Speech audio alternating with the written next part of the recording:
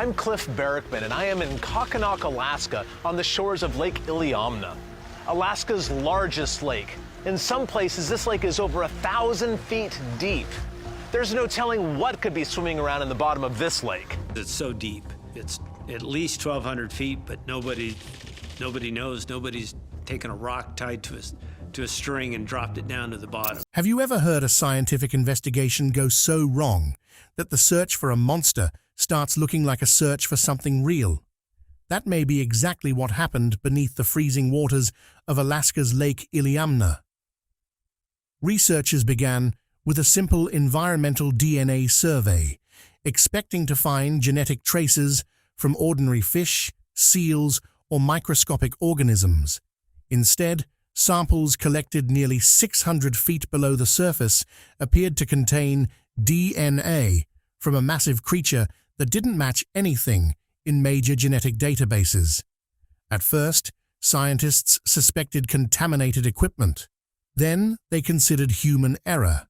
But repeated tests using separate samples collected weeks apart kept producing the same disturbing result. Before we reveal what scientists found beneath Lake Iliamna, hit like and subscribe, because the evidence gets even stranger from here. 3 independent research teams eventually found themselves investigating the same stretch of water. Their findings reignited an old Alaskan legend involving enormous underwater shapes and decades of eyewitness reports. And now researchers are using a word that changes everything: population. So, is Alaska's legendary lake monster finally becoming a scientific mystery? The water and the old warning Lake Iliamna is the largest lake in the state of Alaska, and the word lake barely does it justice. Depending on how you measure the shoreline, it stretches somewhere around 77 miles long and 22 miles across at its widest point. Picture an entire metropolitan area, every building, every street, every neighborhood dropped whole into the middle of this lake, and there would still be open water left on every side of it. Almost no one lives out there. A handful of small villages cling to the shoreline. There are no highways in or out. The only way to reach most of this country is by bush plane, landing on gravel strips or directly on the water, and the land surrounding it is some of the last true wilderness left in North America: tundra, river, and mountain. The kind of country where a person can turn a full circle and see nothing that human hands ever built. And then there's the depth. In places, the lake floor drops away past 1,000 feet. That is 1,000 feet of cold, dark, fresh water sitting far inland, sealed off from the ocean by miles of winding river and mountain range. There are stretches of that lake bottom that no human eye has ever seen, and until very recently, nobody on Earth had the tools to change that. We have sharper maps of certain craters on the moon than we have of the floor of this lake. The water itself is cold enough to kill quickly.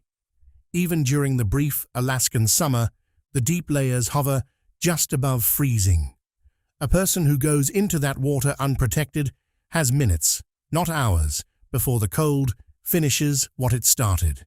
And the families who have fished these shores for generations will tell you quietly that the cold has never been the only danger down there. The Alutiiq people and the neighboring coastal cultures of this region have spoken of something living in these waters for longer than anyone can count. Not as a story invented to frighten misbehaving children, but as a survival rule, taught the way you'd teach a child never to touch fire. There are different names for it in different languages, and that detail alone is worth sitting with for a moment, because when a single legend appears independently across multiple unrelated languages and cultures, it usually means multiple separate peoples arrived at the same conclusion on their own without ever comparing notes. The teaching passed down through generations was simple and absolute. When the water turns strange, when it swells against the wind, instead of with it. When the surface goes wrong in a way you feel before you can name it, you do not investigate. You do not paddle out to look closer. You go to shore and you go immediately.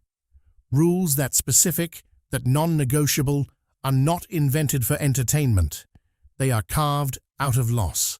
Somewhere back along the chain of generations, someone broke that rule and did not come home. And the lesson was written into the culture in the only ink that ever really lasts. When Russian fur traders pushed into this country in the 1700s, hunting sea otter and seal pelts, they heard these warnings from the local people and did exactly what outsiders in that position almost always do. They smiled and they wrote the warnings off as superstition. The fear of people who hadn't yet learned to see the natural world the way educated men did. Their own journals tell you how that confidence held up. Later entries, written in the same flat, unsentimental hand of men whose entire business was counting profit, not writing folklore, describe boats struck from below by something never seen, men thrown overboard in conditions that should have been calm, a vessel lifting on one side as if some enormous weight had risen directly beneath it before settling back into water that showed absolutely nothing. By the later years of their expeditions, those same traders were reportedly giving certain stretches of the lake a wide berth and keeping loaded muskets near the gunwale, not for bears on the shore, but for something in the water they still couldn't name and clearly didn't want to meet. For 2 centuries, that's all this was. An old warning dismissed by the outside world every time it arrived, believed quietly by the people who actually had to live beside that water every day of their lives. Then, in 1942, the sky gave the legend its first witnesses the modern world couldn't so easily wave away. The witnesses, to understand why the 1942 sighting matters, you first have to understand exactly who was doing the looking. The first man was a bush pilot, and in that country, in that era, a bush pilot did not have the luxury of misreading the world beneath him. His eyes were his instrument and his insurance. He read terrain to find the handful of flat strips where a small plane could survive a landing. He read incoming weather over the mountains long before it arrived.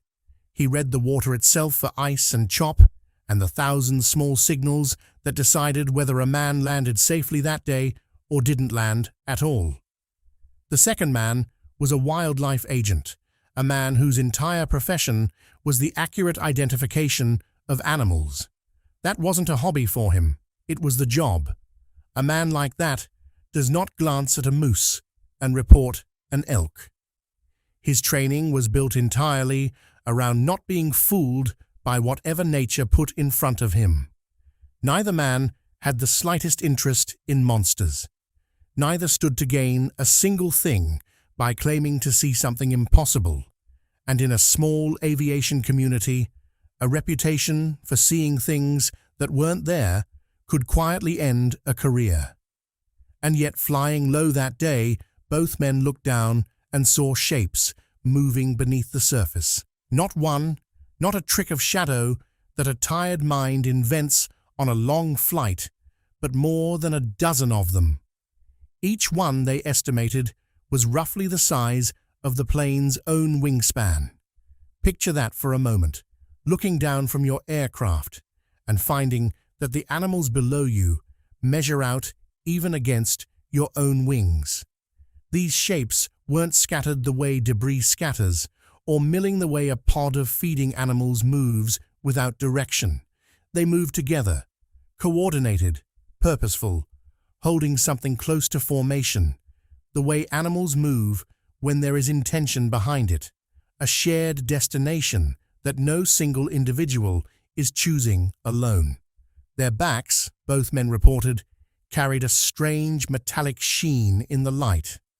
Then the formation moved on, the surface closed over them, and the lake went back to looking like an ordinary lake. The two men landed and did exactly what careful, credible witnesses do. They didn't race to a newspaper. They didn't embellish. They reported plainly to people they trusted what they had seen. And you can still read, in the way the account survives, that this wasn't the excitement of a man who'd found a good story. It was the unease of a man who'd found a fact he couldn't explain and couldn't unsee. That sighting cracked something open. Before it, the few locals who admitted to seeing something in the lake carried a quiet stigma, the way people always do when they claim to have witnessed the impossible. You learn the cost of being believed is often higher than the cost of staying quiet. But two men of that standing saying what they said made it suddenly a little less ridiculous for others to admit what they'd seen too. And once that door opened, the reports didn't trickle in. They arrived in waves, decade after decade, from people with the same trained eyes and the same lack of any reason to lie. Take 1977 and a pilot named Tim LaFiore. He wasn't chasing a legend. He was flying an ordinary route he'd flown hundreds of times, water flat and bright beneath a low sun, when two dark shapes began rising toward the surface, in a slow, deliberate way he would never fully shake. He put them at 30 feet each, 30 feet longer than the small aircraft he was sitting in, with a rolling line of humps along the spine of each one, breaking the surface and sinking again, the way an old illustration draws a sea serpent. The easy answer was sitting right there, and LaFiore knew it before anyone offered it to him. Whales. Big, dark, humped shapes in cold northern water say the word whale, and most people nod and move on. But LaFiore refused the easy answer, and his reasoning is worth sitting with, because whales live in the ocean, and this was not the ocean. This was a freshwater lake 77 miles inland, behind a long, winding river, in a basin where no whale has any business being.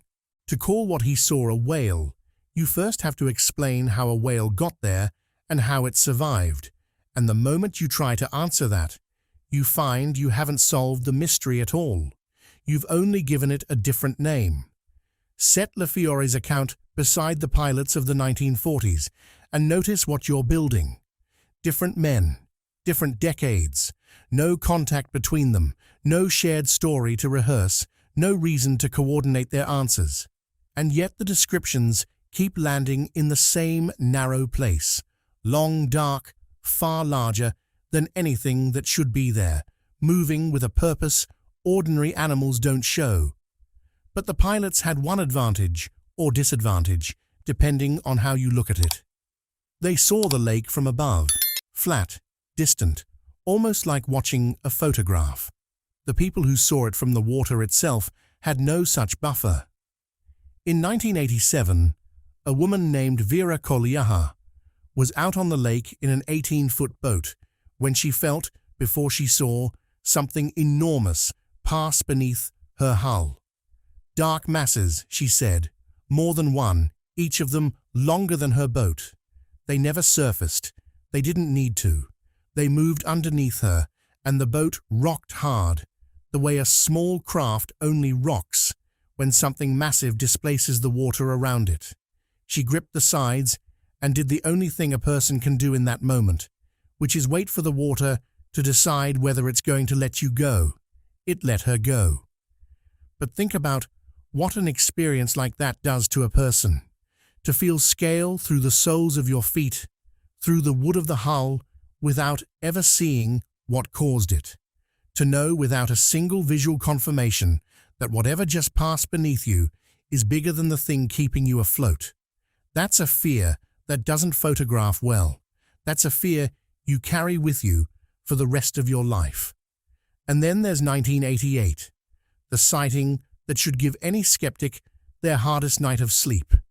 Because this time, it wasn't one pilot alone in the sky. And it wasn't one frightened boater alone on the water. It was an entire shoreline gathering, ordinary people standing together on the bank with the lake spread out in front of them. At roughly 200 yards out, the surface broke. Not once. Multiple large shapes rose together, visible to the entire crowd at the same moment. The count of witnesses recorded for that afternoon is 17. 17 people standing side by side, watching the exact same stretch of water at the exact same time, all of them seeing it happen. Run the standard skeptical explanations against that number and watch every single one of them fail.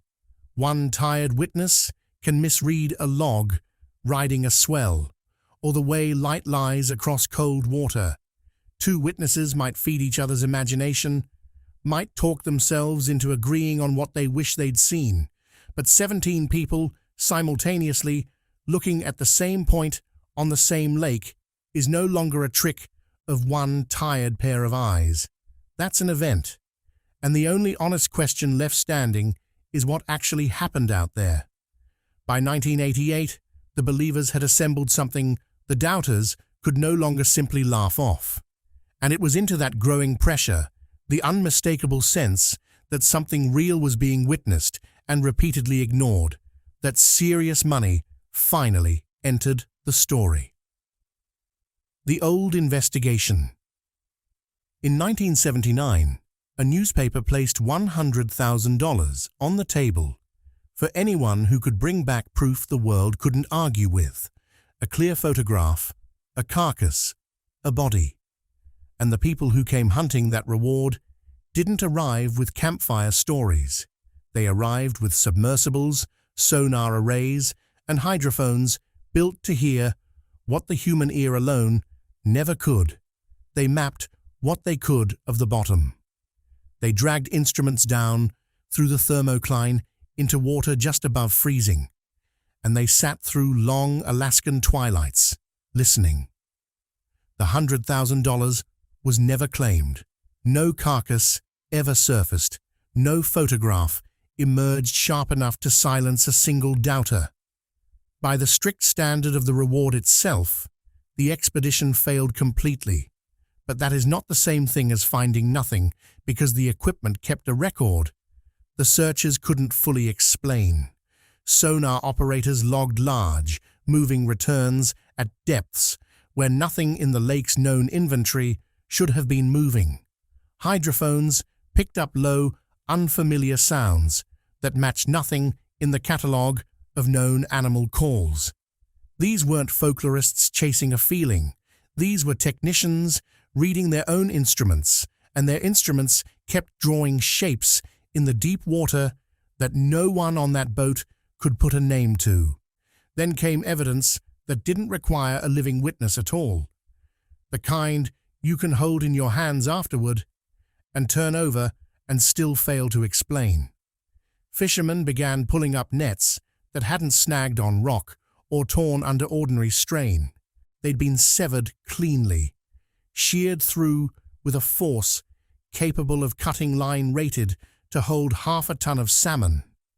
Boat hulls came back to dock carrying deep parallel gouges below the waterline, cut into the wood in water far too deep and far from shore for any reef or boulder to have caused them. In 1995, a fisherman came invisibly shaken, describing something that had struck his hull in roughly 600 feet of water. When he hauled the boat out for inspection, the gouges left behind were curved, evenly spaced, set in a pattern the way teeth are spaced. Tooth-like marks cut into a hull in water deeper than a 50-story building is tall, where there is nothing known to bite a boat but whatever actually swims down there. So run the bracket the way a careful investigator would. What in the known, catalogued natural world actually fits this pattern? The leading candidate is real, and it's the exact reason this case has always earned the word science rather than pure folklore. A biologist proposed the Pacific sleeper shark, a genuine deep-water predator known to grow past 20 feet, tolerant of a wide range of salinity, and documented entering river systems elsewhere in the world. The river connecting Iliamna to the open ocean has carried seals and even belugas before. In principle, a sleeper shark could make that same journey. It's the leading theory precisely because it's plausible. It doesn't require believing in anything that doesn't already exist somewhere on Earth. But even this theory strains under its own weight the moment you look closely. No sleeper shark has ever been pulled from Lake Iliamna. Not one confirmed specimen in over 40 years of serious searching.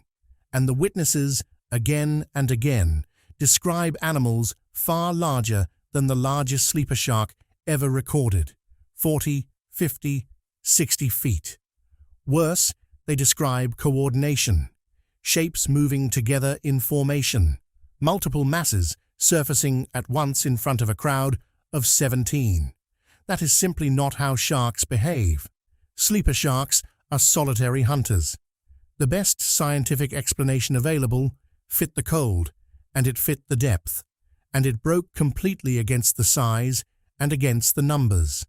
For decades, that's exactly where the file sat.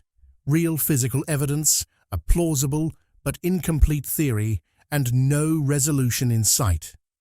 Then, the surrounding region started warming faster than almost anywhere else on the planet, and a new generation of researchers decided the old questions deserved a second look, this time with tools the 1979 investigators could only have dreamed about. The proof. This is the section of the file that changes everything, so it's worth slowing all the way down and walking through exactly how it happened. The eDNA breakthrough. 3 years ago, a team of researchers began what was supposed to be a routine environmental DNA survey of Lake Iliamna, the same technique used all over the world to catalog what's living in a body of water without ever needing to see it directly. You collect water samples at different depths, filter out the trace genetic material suspended in them, and run that material against a global reference database built from decades of cataloging nearly every known species on the planet. It is quiet, unglamorous, deeply careful science. Nobody involved expected headlines. The surface samples came back exactly as predicted. Salmon, trout, the ordinary residents of a cold northern lake, matching the database cleanly. But the deep samples, pulled from below 600 feet, told a very different story.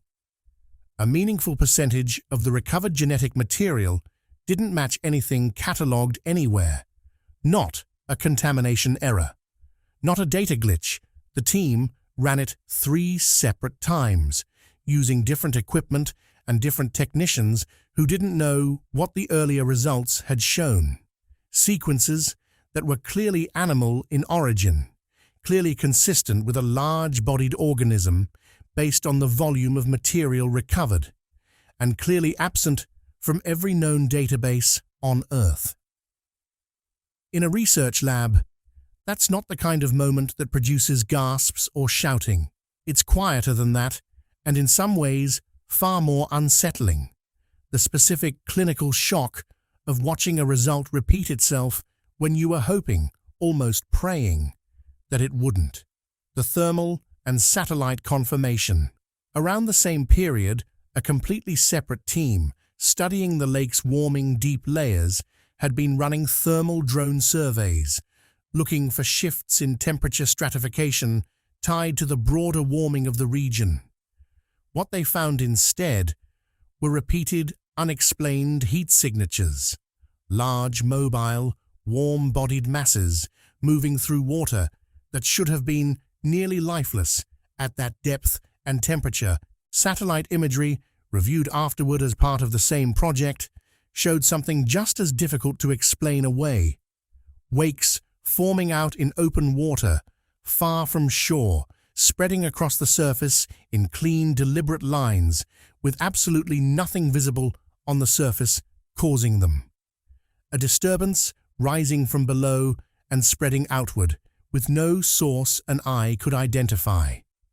On its own, either finding could be waved off as instrument error, thermal noise, or an unlucky coincidence of current and wind. Layered directly on top of the eDNA results from an entirely different research team working an entirely different question, they stopped looking like noise. They started looking like corroboration. The seismic data. The final piece of this puzzle came from an unlikely source. Seismographs had been placed around the lake basin years earlier for an unrelated purpose, monitoring minor tectonic activity common to the region. Buried inside years of accumulated data, a research assistant reviewing the archive for a different project noticed something nobody had ever specifically searched for: a rhythmic, low-frequency vibration pattern, recurring at semi-regular intervals, concentrated almost entirely near the deepest section of the lake. It wasn't geological. Geological events, settling rock, minor fault slippage, distant tremors, don't repeat in patterns that resemble something closer to breathing, or feeding, or communication between individuals. Once flagged, the pattern was checked against years of prior data and found to recur, faintly but consistently, going back over a decade. The synthesis: 3 separate teams, 3 separate methods: genetic, thermal, acoustic. None of them set out looking for a monster. Each one was doing narrow, specific, unglamorous scientific work on an unrelated question, and each one independently produced a result pointing at the exact same 600 to 1,000-foot band of water. When the lead researcher on the eDNA study was finally shown the seismic and thermal findings laid out alongside her own results, her reaction, according to people close to the project, wasn't excitement. It was a long silence, and then, quietly, a sentence that has since become the center of the entire case file. The numbers no longer support a single animal. They support a population. Sit with that sentence for a moment, because it is the exact point this entire file has been building toward. Not one enormous creature, alone, hiding in a deep lake the way the old legends usually get told. A population, multiple individuals, very likely breeding, very likely distributed across different depths and territories within the same basin, sustaining itself across generations without ever once being formally identified. And this is exactly where the story stops being merely strange and becomes something genuinely worse than anyone imagined, because a population doesn't stay still the way a single, ancient survivor might. A population grows, a population spreads, and as the deep water across this entire region continues warming faster than almost anywhere else on Earth, a population that has spent centuries confined to the coldest, darkest layers of this lake now has less and less reason to remain down there. The thing the elders warned their children about was never a monster in a story passed down for entertainment. It was a resident, a permanent, breeding presence in the deepest part of the lake. And the environment that has kept it hidden, far below any boat, far below any child playing at the shoreline, is disappearing one warm summer at a time. The dark thread.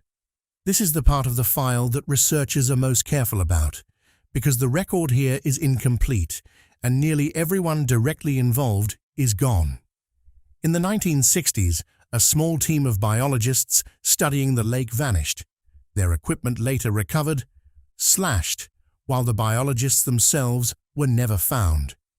In the 1970s, a dive team went down into the deep water and did not come back up.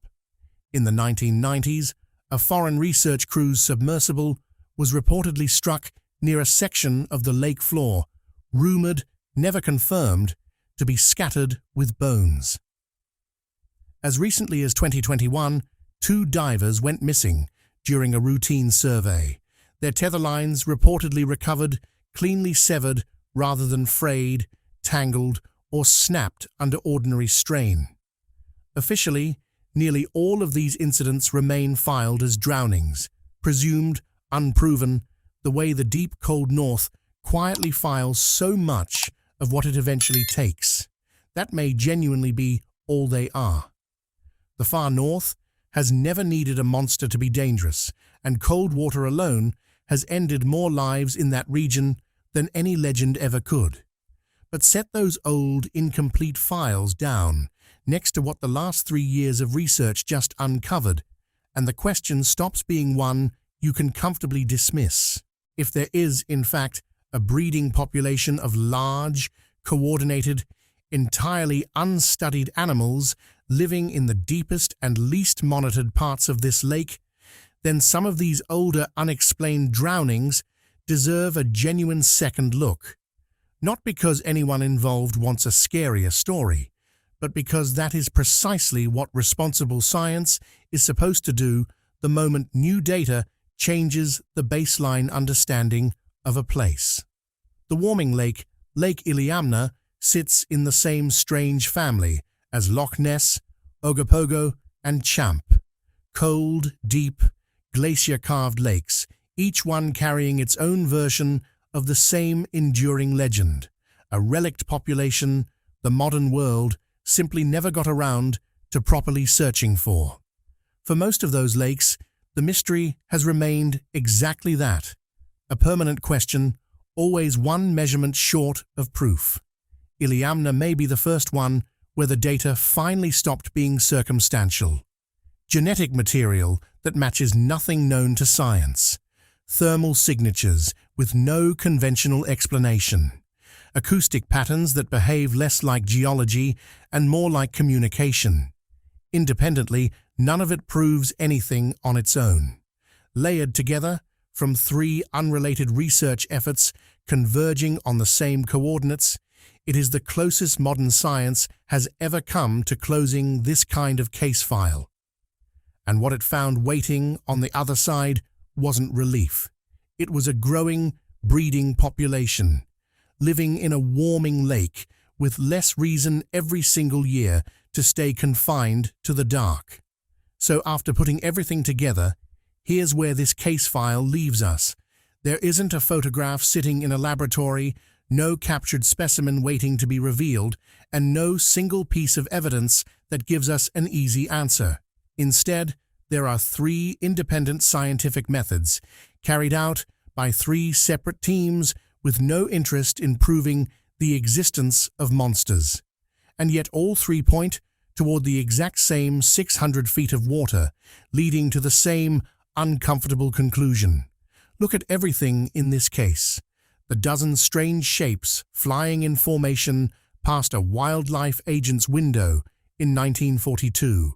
The tooth-shaped gouges carved into a hull nearly 600 feet underwater.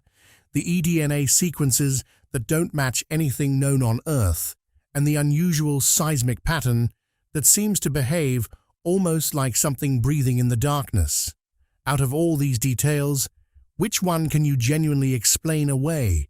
Is it the strange formation, the unexplained damage, the unidentified DNA, or that disturbing seismic signal? Tell me exactly where you stand in the comments below. And when you're ready for the next mystery, the next case file is already waiting, in water even colder than this and far, far darker.